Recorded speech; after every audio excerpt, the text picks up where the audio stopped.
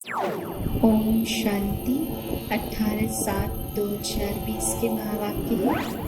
आज बाबा ने कहा कि मैं अपनी रूहानी सेना से बात कर रहा हूँ। एक होती है जिस्मानी सेना और एक है डबल अहिंसक रूहानी सेना। बाबा ने कहा उस सेना में भी कर्नल, जनरल, लेफ्टिनेंट, कमांडर्स कई तरह के होते हैं। जैसे जैसे खतरों से खेलते हैं वैसे वैसे उनको डिग्रियां मिल जाती हैं। ऐसे बाबा कहते यहाँ पर भी रूहानी सेना में भी मेरे बच्चे कोई महारथी है, कोई घोड़े सवार है और कोई प्यादे है। कोई महारथी जो मस्त होकर के विकारों को परास्त करके चल रहे हैं, कोई घोड़े सवार कभी आगे बढ़ते हैं, तेज दौड़ते हैं, कभी ज्ञान में ढीले हो जाते हैं, कभी पीछे कभी आगे चलते जा रहे हैं, दौड़ते जा रहे हैं, वे घोड़े सवार। और कोई बाबा ने कहा प्यादे हैं, बस नाम मात्र के चल रहे हैं। तो उस सेना में भी तरह तरह के और इस सेना में भी बाबा ने कहा तरह तरह के बच्चे हैं। यहाँ पर जो कमांडर्स हैं वो है चीफ कमांडर्स शिव बाबा, ऊंचते ऊंच भगवान। आगे बाबा कहते भक्ति में जितने भी चित्र बना करके पूजते हैं, तो जो पास्ट हो गया है, जो होकर गए हैं, करके गए हैं कुछ कार्य, उन्हीं का ही मंदिर बना के चित्र बना करके फिर पूजते हैं। आगे बाबा विराट रूप पर भी समझा रहे हैं कि ब्राह्मण, देवता, क्षत्रिय, वैश्य, शूद्र भगवान के विराट रूप में दिखाए हुए हैं। तो ये कोई जाति की बात नहीं है, बल्कि बाप कहते हैं ऊंच चोटी ब्राह्मण, माना जिनके कर्म चोटी समान हो तो उनको भगवान की चोटी में दिखाया, और जिसके कर्म थोड़ा सा मस्तक के समान है, थोड़ा सा नीचे आए, वो देवताओं के समान। फिर और नीचे कंधे की तरफ, बाजुओं जैसे यहाँ तक पहुंचे तो वे क्षत्रिय कहलाते हैं। और नीचे आते हैं जिनको सिर्फ पेट पूजा का ही ज्ञान होता है कि कमाना खाना, उनको वैश्य कहा। और जिनको सिर्फ विकारों से, गंदगी से, बुराइयों से ही प्रेम होता है, जो बिल्कुल नीचे गिरावट में आ जाते हैं पैर के समान, उनको कहा शूद्र। तो ये कर्मों से ब्राह्मण, देवता, क्षत्रिय, वैश्य, शूद्र विराट रूप में बाबा ने समझाया। फिर आगे बाबा कह रहे तुम बच्चे अपने ही तन मन धन से सारे विश्व को परिवर्तन करके स्वर्ग बना देते हो, ये सबसे ऊंचा कार्य है। और इस ऊंचे कार्य में जो दान पुण्य करते हैं वही सबसे बड़े महादानी पुण्यात्मा बनते हैं। तो बाबा कहते इसमें गरीब भी दान करते, अमीर भी, लेकिन जो गरीब है उसका 2 रुपया और अमीर का 100 रुपया बराबर हो जाता है, क्योंकि वो उतना ही कमाता है, उसके औसत में से वो उतना परसेंटेज दान कर रहा है, और वो ज्यादा कमाता है तो औसत में उसका भी इतना ही निकलता है। तो बाप कहते अमीर और गरीब यहाँ पर बराबर हो जाते हैं, सिर्फ भाव श्रेष्ठ होना चाहिए। तो ऊंचा कार्य है तो ऊंचे कार्य में अमीर और गरीब दोनों को ही लगाना चाहिए, लेकिन श्रेष्ठ भाव से लगाते और कितना भी लगाते वो भी बराबर हो जाता है। फिर आगे बाबा कहते हैं कि संसार में बहुत ठगी है, ये ठगी की दुनिया है। बाबा कहते हैं यहाँ दूध में भी ठगी है। पहले दूध प्योर भंडार भरपूर होते थे, अब दूध भी बोतलों में बिकता है, दूध में भी मिलावट है, उसमें भी ठगी है, अनेक चीजों में ठगी है। फिर बाबा कहते इतनी ठगी करते जो भगवान से भी ठगी करते हैं, भगवान को भी ठगते हैं कि मैं इतना दूंगा तो आप इतना देना, तो वहां उसे भी ठगते हैं। ये है ही ठगी की दुनिया। आगे बाबा कहते हैं मीठे बच्चे, तुम डबल अहिंसक रूहानी सेना हो, तुम्हें श्रीमत पर अपनी दैवी राजधानी स्थापन करनी है। प्रश्न है तुम रूहानी सेवाधारी बच्चे सभी को किस बात में चेतावनी देते हो? उत्तर है तुम सभी को चेतावनी देते हो कि यह वही महाभारत लड़ाई का समय है। अब यह पुरानी दुनिया विनाश होनी है। बाप नई दुनिया की स्थापना करा रहे हैं। विनाश के बाद फिर जय जयकार होगी। तुम्हें आपस में मिलकर राय करनी चाहिए कि विनाश के पहले सबको बाप का परिचय कैसे मिले।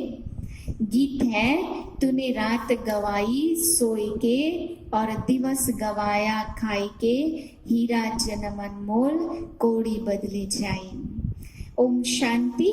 बाप समझा रहे हैं ऊंचते ऊंच भगवान, फिर उनको ऊंचते ऊंच कमांडर इन चीफ आदि कहो, क्योंकि तुम सेना हो ना।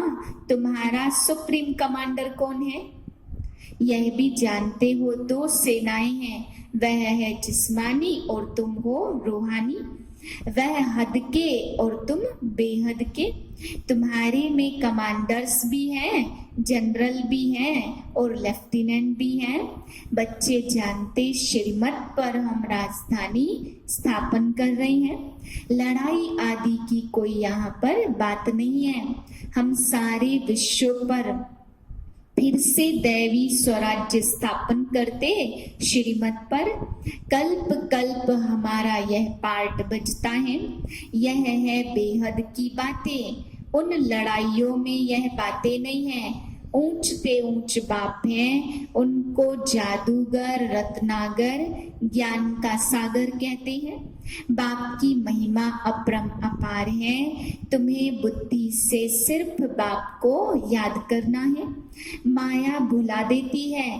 तुम हो डबल अहिंसक रूहानी सेना। जो अच्छे अच्छे बच्चे हैं तो आपस में राय करनी चाहिए। माया से युद्ध तो अंत तक तुम्हारी चलती रहेगी।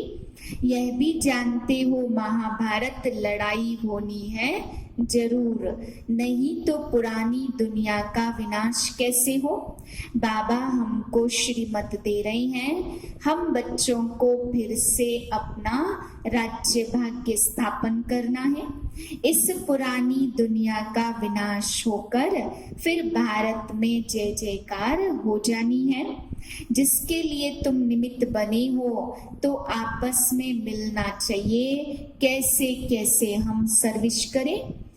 लौकिक बाप भी नया मकान बनाते हैं तो बच्चे खुश होते हैं ना। वह है हद की बात, यह है सारे विश्व की बात। नई दुनिया आकर परमात्मा स्थापन करते हैं तो तुम्हारे में भी नंबरवार पुरुषार्थ अनुसार जानते। बड़े ते बड़ा बाप है, बाकी सब हैं नंबरवार। महारथी घोड़े सवार प्यादे भी हैं। कमांडर कैप्टन यह तो सिर्फ मिसाल देकर समझाया जाता। तो बच्चों को आपस में मिलकर राय निकालनी चाहिए कि बाप का परिचय कैसे दें। यह है रूहानी सेवा। अपने भाई बहनों को चेतावनी कैसे दे कि बाप नई दुनिया स्थापन करने के लिए आए हैं। पुरानी दुनिया का विनाश भी सामने खड़ा है। यह वही महाभारत लड़ाई है। मनुष्य तो यह भी समझते नहीं है कि महाभारत लड़ाई के बाद फिर क्या। तुम अभी फील करते हो हम अभी संगम पर पुरुषोत्तम बन रहे हैं। अब बाप आए हैं पुरुषोत्तम बनाने। इसमें लड़ाई आदि की कोई बात नहीं है। बाप समझाते बच्चे पतित दुनिया में एक भी पावन हो नहीं सकता और पावन दुनिया में फिर एक भी पतित हो नहीं सकता। इतनी छोटी सी बात भी कोई समझते नहीं है। तुम बच्चों को सब चित्रों का सार समझाया जाता। भक्ति मार्ग में मनुष्य जप तप दान पुण्य आदि जो कुछ करते उससे अल्प काल के लिए काग विष्टा समान सुख की प्राप्ति होती है। परंतु जब कोई यहाँ आकर समझे तब यह बातें बुद्धि में बैठे। यह है ही भक्ति का राज्य। ज्ञान रिंचक भी नहीं है।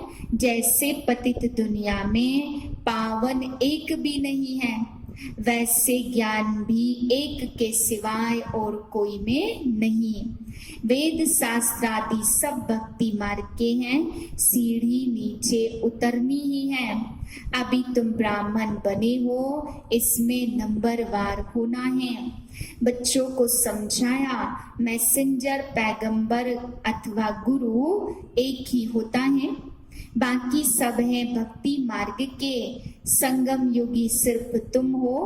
भक्ति मार्ग में है पास्ट की बातें, जो होकर गए उनका फिर यादगार बनाते। लक्ष्मी नारायण सतयुग में शिव आदि कोई चित्र होता नहीं है। ज्ञान बिल्कुल अलग है और भक्ति बिल्कुल अलग है। तुम बच्चों को अभी कितनी खुशी हुई है कि नई दुनिया स्थापन हो रही है। सुख धाम की स्थापना अर्थ बाबा हमको फिर से डायरेक्शन दे रहे हैं, उसमें भी नंबर 1 डायरेक्शन देते, पावन बनो। पतित तो सभी है ना, तो जो अच्छे अच्छे बच्चे हैं उनको मिलकर आपस में राय करनी चाहिए कि सर्विस कैसे बढ़ाएं, गरीबों को मैसेज कैसे दें। जो देवता धर्म के नहीं हैं वह नहीं समझेंगे।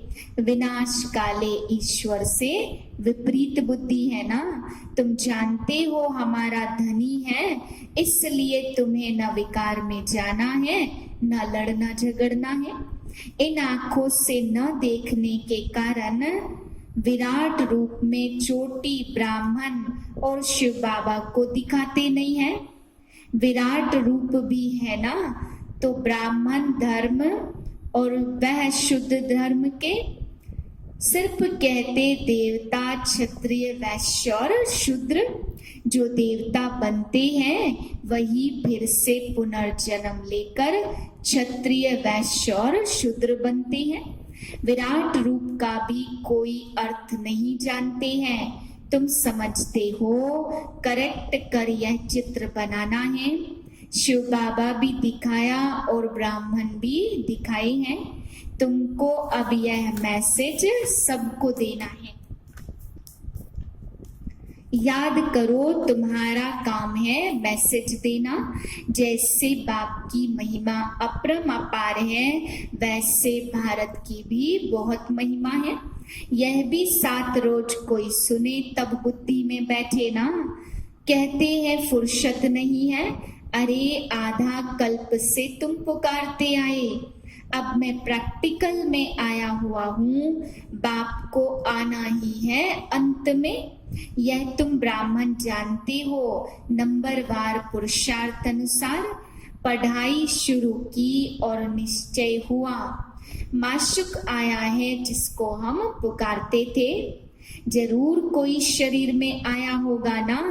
तुम बच्चे इस समय सभी को ज्ञान देते हो। बाप तुम्हें ज्ञान रत्नों का दान देते, तुम फिर दूसरों को देते हो। तुम अपने ही तन मन धन से भारत को स्वर्ग बनाने की सेवा करते। पवित्र प्रवृत्ति मार्ग वालों का राज्य चलता और अभी है अपवित्र प्रवृत्ति मार्ग। आधा आधा है ना। जो वास्तव में देवता धर्म के हैं वही फिर हिंदू बनते, तो उनकी संख्या तो बहुत बड़ी होनी चाहिए, क्योंकि सबसे प्राचीन धर्म है। अनगिनत होने चाहिए। अभी तो गिनती करते हैं ना। यह ड्रामा में नूद है, फिर भी होगा। मौत सामने खड़ा है। यह वही महाभारत लड़ाई है। तो आपस में मिलकर सर्विस का प्लान बनाना है। सर्विस करते भी रहते, नए नए चित्र निकलते हैं, प्रदर्शनी भी करते। अच्छा, फिर क्या किया जाए? अच्छा, रूहानी म्यूजियम बनाओ। खुद देख कर जाएंगे तो फिर औरों को भी भेजेंगे। गरीब व साहूकार धर्माऊ तो निकालते हैं ना। गरीब को भी अमीर बनना है और साहूकार को भी अगले जन्म अमीर बनना है, तो बाबा ने कहा गरीब को भी दान करना पड़े और साहूकार को भी। साहूकार जास्ती निकालेंगे, इसमें भी ऐसे गरीब कम निकालेगा, साहूकार ज्यादा। कोई 1000 निकालेंगे, कोई कम, कोई तो 2 रुपये भी बेच देते हैं, हमारी 1 रुपये की ईंट लगा देना। 1 रुपया 21 जन्मों के लिए जमा करना है, यह है गुप्त। गरीब का 1 रुपया और साहूकार का 1000 बराबर हो जाता। बाप को मदद देनी है ना, बाप रिटर्न में 21 जन्म आप सबको सुख देते हैं। बच्चों को देह के सब धर्म त्याग कर एक बाप को याद करना है, यह ब्रह्मा भी रचना है ना। ब्रह्मा किसका बच्चा? ब्रह्मा विष्णु शंकर को कैसे क्रिएट करते, यह भी कोई जानते नहीं है। बाप आकर सत्य बात बताते, ब्रह्मा की वंशावली गाई हुई है। भगवान मनुष्य सृष्टि की रचना कैसे रचते, यह कोई भी नहीं जानते। ब्रह्मा तो यहाँ होना चाहिए ना। बाप कहते हैं जिसमें हमने प्रवेश किया, यह बहुत जन्मों के अंत वाला है। इसने पूरे 84 जन्म लिए हैं। ब्रह्मा क्रिएटर नहीं है, क्रिएटर तो है एक निराकार बाप। आजकल दुनिया में बहुत ठगी है, दूध में भी ठगी। सच्ची चीज तो मिलती नहीं है, बाप के लिए भी ठगी है, स्वयं को भी भगवान कहलाने लगते। मतलब भगवान के लिए भी इतनी ठगी कि भगवान आकर के अगर बताए मैं भगवान हूँ, तो इतने भगवान निकले हैं जो भगवान के लिए भी जब बताना मुश्किल हो जाएगा कि मैं ही भगवान हूँ। अभी तुम बच्चे जानते हो आत्मा क्या है, परमात्मा क्या है। तुम्हारे में भी नंबरवार पुरुषार्थ अनुसार है। बाप जानते कौन कैसे पढ़ते और फिर पढ़ाते, क्या पद पाएंगे। 84 का चक्र लगाया है और फिर अब बनते हैं। यह है नरक, इसमें कुछ भी रहा नहीं है। फिर बाप आकर भंडारा भरपूर करते, काल कंटक दूर होता है।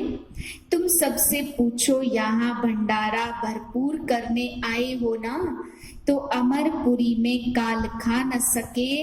भंडारा भरपूर तो काल कंटक दूर होता। मीठी मीठी बातें तुम्हें सुननी भी है, सुनानी भी है, फालतू नहीं।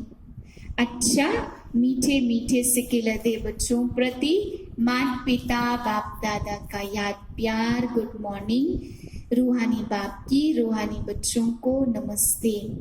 हम रूहानी बच्चों की रूहानी बाप को नमस्ते। धारणा के लिए मुख्य सार है, पहले पॉइंट, बाप विश्व का मालिक बनने की पढ़ाई पढ़ाने आए हैं। इसलिए कभी ऐसा नहीं कहना कि हमें फुर्सत नहीं। श्रीमत पर तन मन धन से भारत को स्वर्ग बनाने की सेवा करनी है। दूसरी पॉइंट है, आपस में बहुत मीठी मीठी ज्ञान की बातें सुननी और सुनानी है।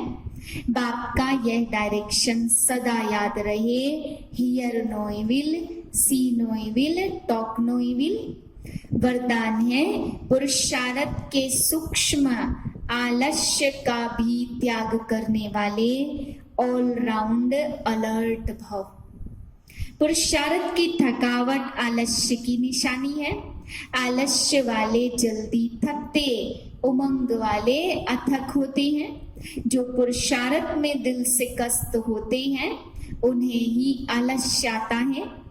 वह सोचते हैं क्या करें, इतना तो हो ही नहीं सकता, ज्यादा नहीं हो सकता, हिम्मत नहीं है, चल तो रहे हैं, कर तो रहे हैं। अब इस सूक्ष्म आलस्य का भी नाम निशान न रहे, इसके लिए सदा अलर्ट, एवर रेडी और ऑलराउंडर बनो। स्लोगन है, समय के महत्व को सामने रख सर्व प्राप्तियों का खाता फुल जमा करो। ओम शांति।